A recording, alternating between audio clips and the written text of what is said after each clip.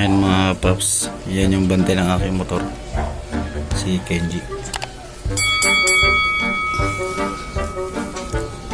Kenji, Kenji, tulog na. Tulog ka na.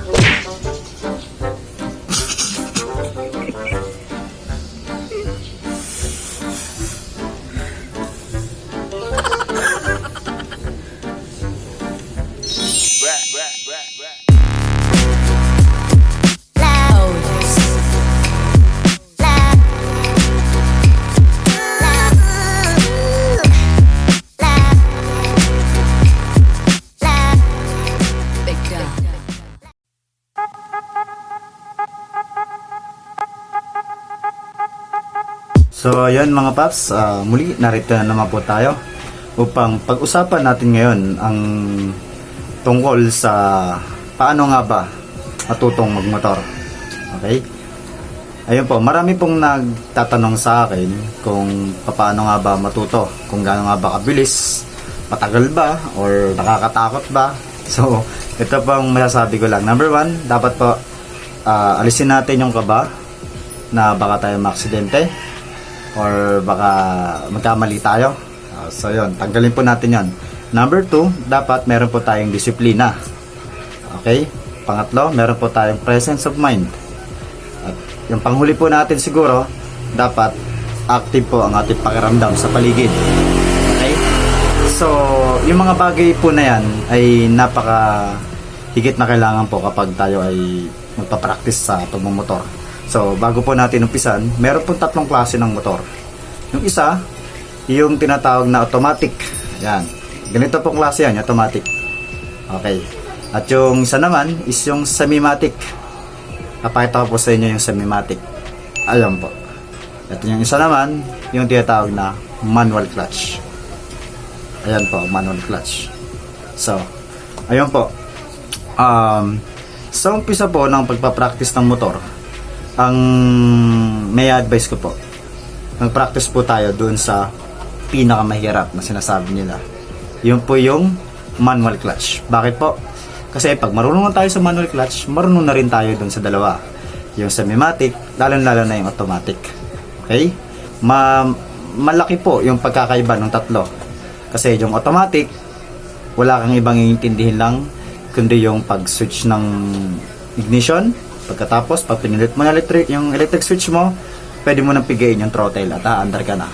Hindi po katulad ng semi-matic na kapag yung ignition switch mo, pinihit mo at pinindot mo yung electric starter mo, hindi ka po aandar kapag naka-neutral ka. Meron po siyang cambio. Okay? At ang manual clutch naman po, once na pinihit mo yung ignition switch mo, meron pong mga ibang mga motor na hindi po siya mag-i-start kapag hindi mo pinipiga yung kanyang hand clutch. So yun, meron pong mga pagkakaiba ang tatlong ito. So ngayon ipapakita ko po sa inyo step by step, pero po wala po tayong automatic. Okay lang naman kasi madali lang yun. Doon po tayo sa manual clutch and semi-matic.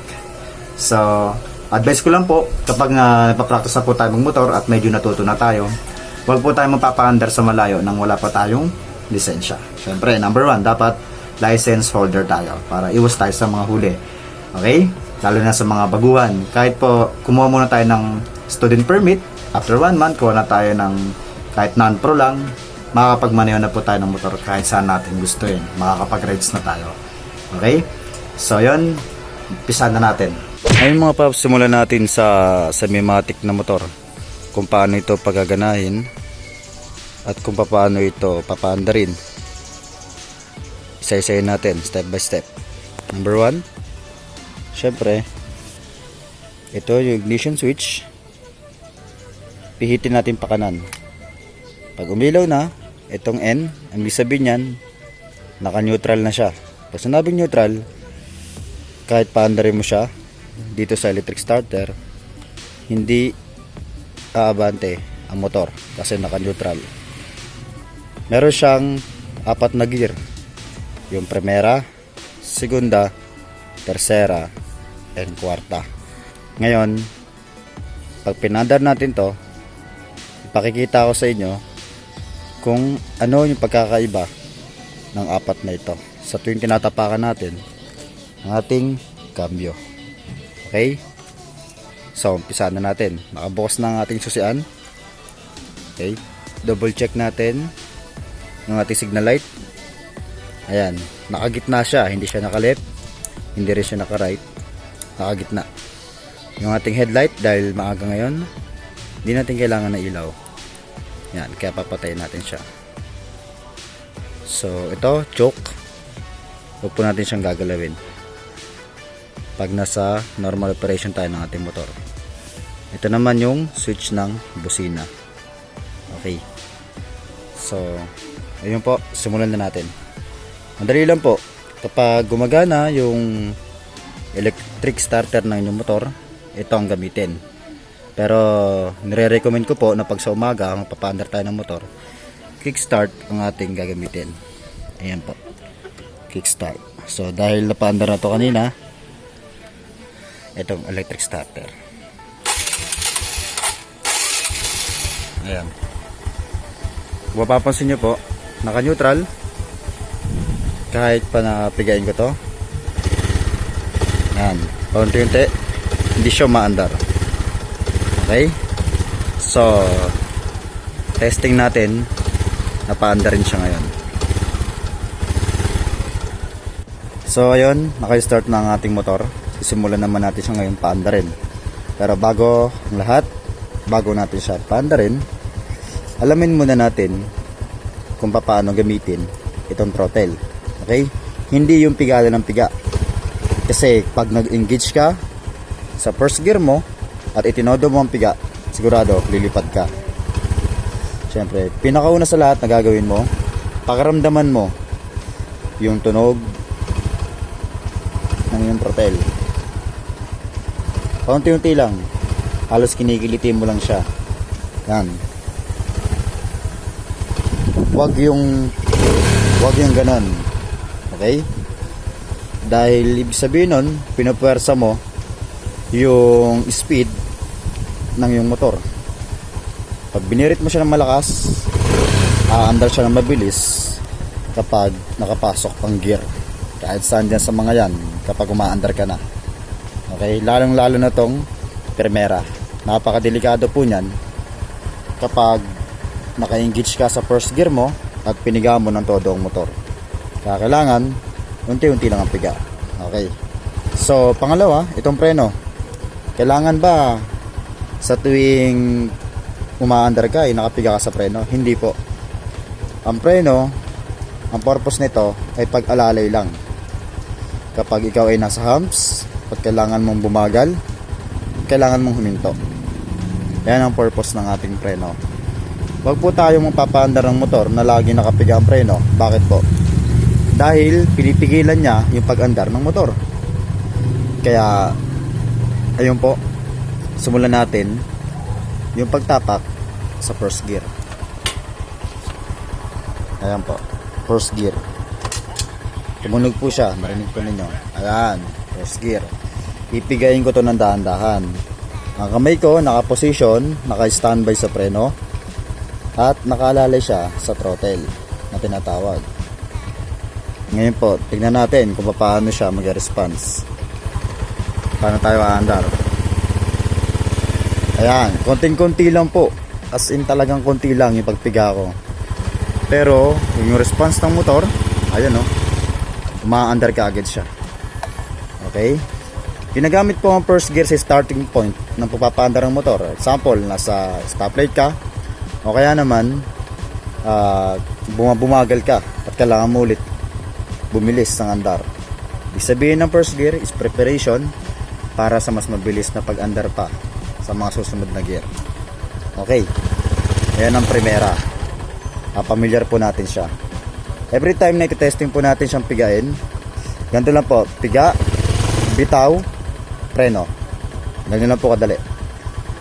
Piga dahan-dahan, bitaw, preno. Okay? Step by step po yun. Piga, bitaw, preno. Ayan. Okay, so alam na natin kung paano gamitin ang first gear. So ang susunod naman ay second gear, ang tinatawag na segunda. Okay. Tatapakan natin siya ngayon. Napakan natin siya ngayon. At tingnan natin kung gaano kabilis yung segunda. Piga ng konti. Ayan, medyo mabagal na siya ngayon. Preno. Testing uli natin. Piga ng konti. Bitaw. Preno. Kung mapapansin nyo po, mas mabagal siya kaysa sa nauna. Okay? Ibig sabihin, hindi naka-design ng second gear na paanda rin kapag ikaw ay nakahinto at bubuelo ka pa lang sa pagpapaandar. Ang kailangan gamitin doon ay first gear. Ayan. Okay. Ginagamit po kadalasan ng first gear kapag mabigat ang karga, paahon. Ayan. Kadalasan yung ginagamit na pang buwelo para makarangkada ang iyong motor. Hindi siya nahihirapan. Pakiramdaman nyo po palagi ang tunog ng makina. Kailangan hindi siya sakal, hindi siya nagagalit. Ayan. So, susunod naman po yung ating third gear. Same procedure po. Piga. Ayan. Pansin nyo po, halos di na siya umaandar. Sobrang bagal. Nahihirapan ang ating makina. Ang ibig sabihin, hindi naka-design ng third gear para sa starting point ng pagpapaandar. Ito ay naka-design kapag ikaw ay nakaarangkada na ng first gear at ng second gear. Advisable po siyang gamitin sa mga patag. Pag ikaw ay nakabuelo na, preparation para sa fourth gear. Okay? Ulitin po natin. Tingnan po ninyo yung response ng kanyang speed. Ayan, halos wala. Kahit pigain ko ng kalahati, halos hindi umaandar ang motor. Okay, nahihirapan siya. Dapat sa mga ganun po, first gear ang gagamitin natin. And to the last, pinakauli po natin, yung fourth gear. Okay?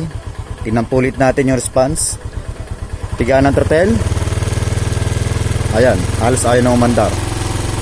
Okay? Ang ibig sabihin po niyan, hindi naka-design ng fourth gear and third gear para sa starting point ng pagpapaandar ng motor. Sila po ay naka-design kapag ikaw ay nakabuelo na from first gear and second gear. Okay? So, ngayon, ito naman po ang ituturo ko sa inyo. Paano nga ba magpapalit ng gear? Okay. Marami pong gusto matuto magmotor, pero nahihirapan sila or nalilito kung paano magpalit ng gear. Simple lang po mga kaibigan. Ganito lang po. Kung naka first gear ka na, ayan, ang pag-apak po ng iba-iba po ang pag-apak sa cambio natin, lalo na sa mga naka manual clutch. Yung iba, yung kanilang pagdadagdag ng speed ay pataas, yung iba naman pababa. So, ganito po ang gagawin natin mga kaibigan. Dahil ito ay semi-matic, lahat po ng pagdadagdag ng gear nito ay pababa. Ayan po. Okay? At patras naman yung pagbabawas or pagbabalik doon sa first gear. Okay? Wag na wag po tayong tatapak dito sa cambio nang nakapiga ang ating throttle. So, nagkakaroon na tayo ng idea. Umpisa na natin. Ganito po sa umpisa. First gear.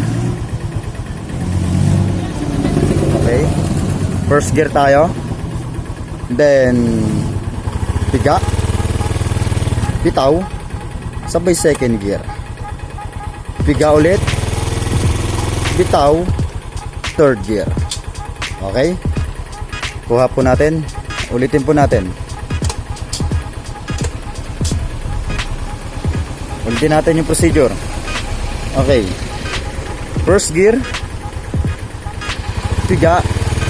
Bitaw second gear. At piga ulit. Bitaw third gear. Piga ulit. Bitaw fourth gear. Pag naka fourth gear ka na, ibig sabihin mabilis na yung under mo. Nasa patag ka o nakabuelo ka na, nakabante ka na. Okay? Ganun na po kadali ang pagpapaandar ng motor. Paulit-ulit lang po, practice po natin.